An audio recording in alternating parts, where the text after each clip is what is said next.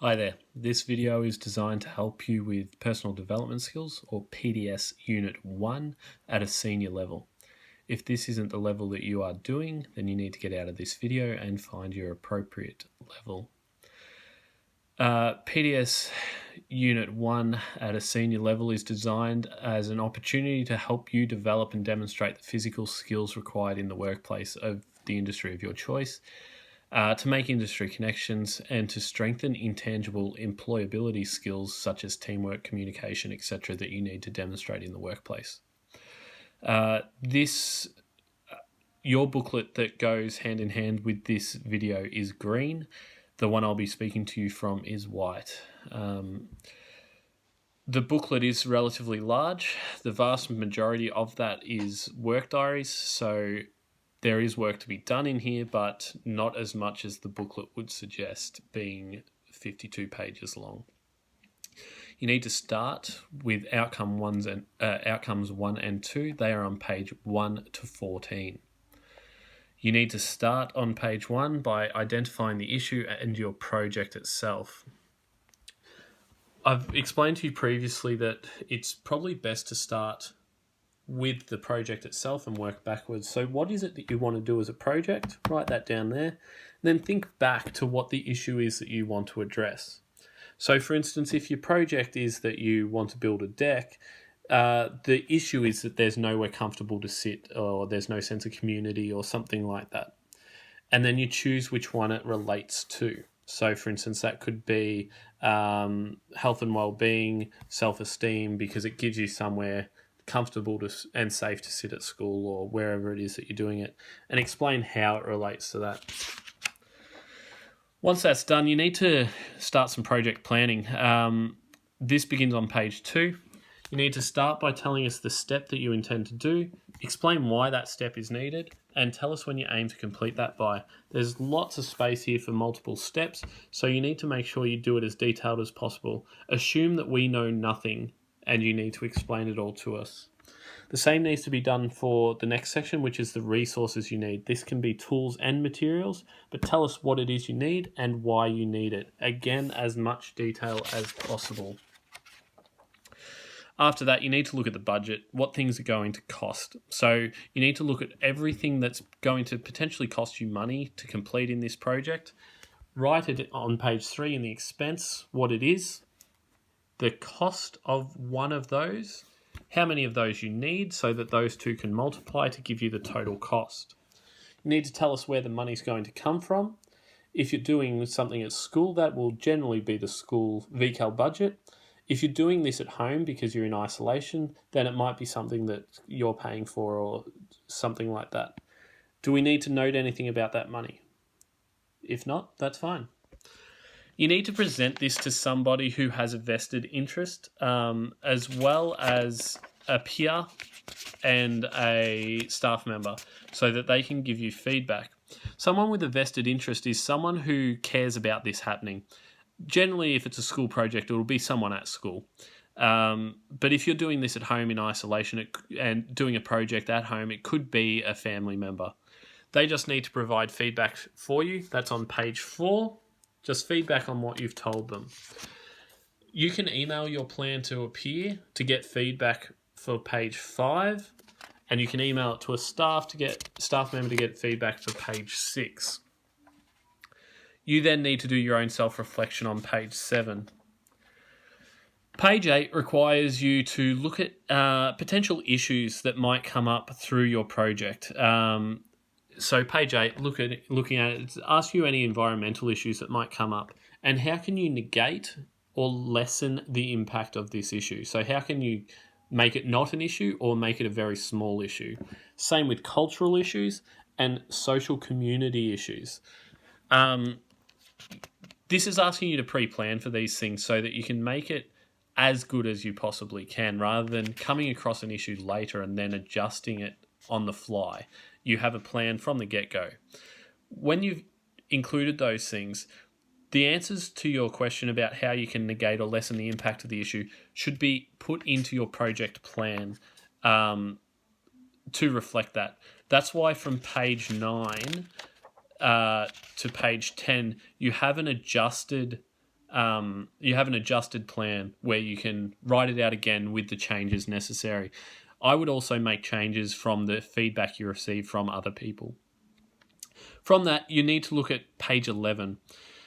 It's a very similar concept. Page 11 is asking you to look at potential problems that might come up through your project. So, for instance, running out of stuff or having to block off an area so that people aren't going through it.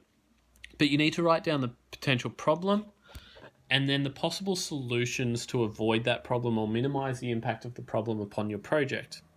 Once you've done that, think about which one you want to do, explain what it is and why you've decided to do it.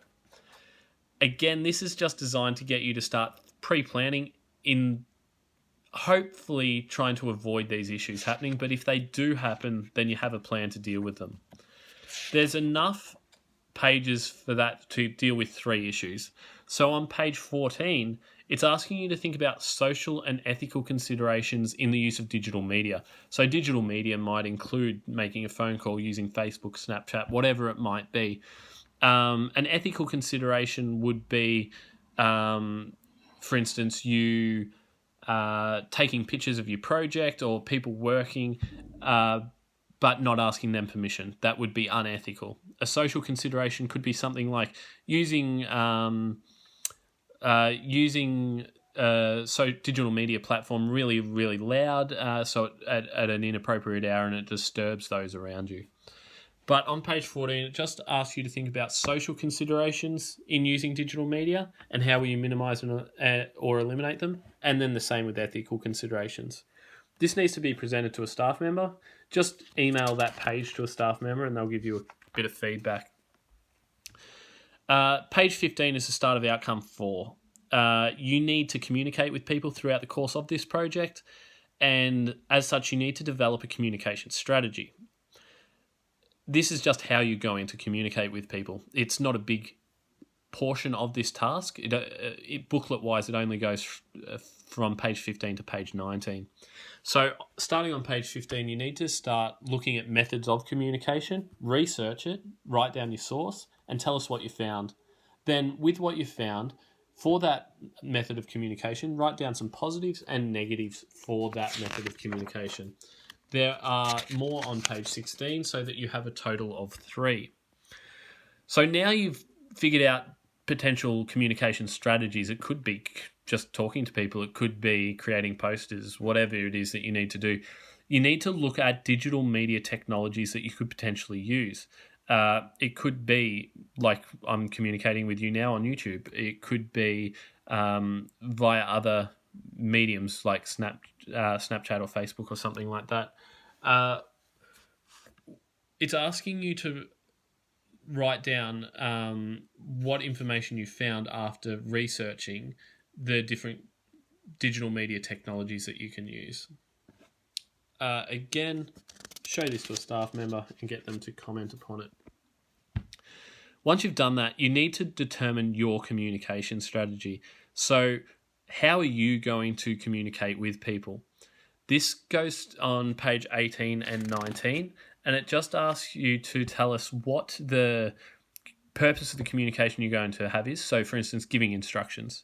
The method of communication for that example would be, the best would be to just talk with people, verbal communication. And then why is this the best method to communicate with your audience? Again, there's 3 of those so that you can communicate in different ways to different people or for different purposes. Just ask you to articulate that communication method so that you can make it clear to us. On page 19, it's asking you what are the benefits of environmental responsibility and the challenges, benefits and challenges of cultural responsibility, and the benefits and challenges of community responsibility. These are in general. You can do this off the top of your head, but again, email it to us so that we can give you some feedback on that page 19. From there, you are going to do the actual project itself. This is outcome 3. It starts on page 24. To do this, you just need to do a reading on decision making. It starts on page 24 and it goes to page 26. At the very end, there's just a question there that you need to answer. It's very basic. Which technique out of those ones that you have just read about do you believe is the most useful and why? After that, as I said, you are up to the work, but throughout the course of this project, you need to organize and run 3 meetings. These don't need to be super formal, but we do need to keep a track record of them. They could be face-to-face, or it could be over the internet in this isolation situation that we're in at the moment. But for each, you need to create an agenda and minutes. So this is the pro forma you've got for an agenda. They start on page 27. You just need to tell us what type of meeting it is, the date and time of it, and the location of it. You need to tell us who is there. So firstly, tell us what time you opened the meeting. Tell us who missed the meeting, who was an apology, and just right over here, who was present. From that, you need reports. Who do you want reports from? Again, this is an agenda, so this is a plan of what you want. So who do you want to give reports? Do you want a report from someone dealing with the OH&S? Do you want someone to give you a report on the progress so far? If not, that's fine. Business arising is stuff that's come up from a previous meeting that you need to now talk about. You won't have business arising in your first meeting, but you may in your second or third. I'll come back to that in a sec, because the next is general business. General business is just the things that you want to talk about. So the plan for today, who's doing what, OH&S concerns, we've run out of materials. And then you just tell us on this side what the detail of that conversation actually is. But for instance, you say if it is we've run out of materials and you need screws, for instance, by the next meeting, you'll have all different things. But in business arising, you'll have run out of materials, and then there'll be an update on that. We now have the materials we need to complete the project, or we don't, we're still waiting on them. So that's a plan for a meeting.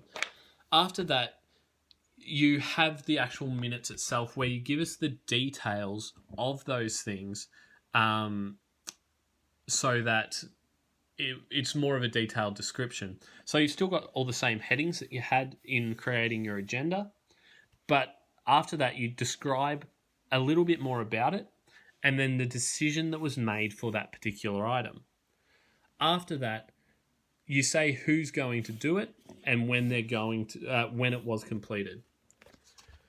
There's enough agendas and minutes in here for 3 meetings. If you need more than that, you can just copy and paste them and put them in there. But if you don't need that many, that's fine. Just use the amount that you need. You do need to have at least 2 meetings though. From there, you're doing the work. Every day you do the work, you need to fill in a work diary. And that's the remainder of the book. The work diaries go for 2 pages each. But in an isolation context, I need you to make sure when you're doing the physical work, you also take some progress photos before, during, and after, and photos of you actually doing the work so that we can authenticate that the work you're doing is actually yours. With the work diary, you just need to put the date and tell us what did you do today, how did you rate your overall performance and why, did you achieve anything significant in your project today, what equipment and materials did you use, and for each one explain why it was necessary, and if relevant, how did you communicate effectively to people unfamiliar with the project. After that, how did you implement decision-making skills? Refer back to that reading. Comment on the effectiveness of your decision-making skills.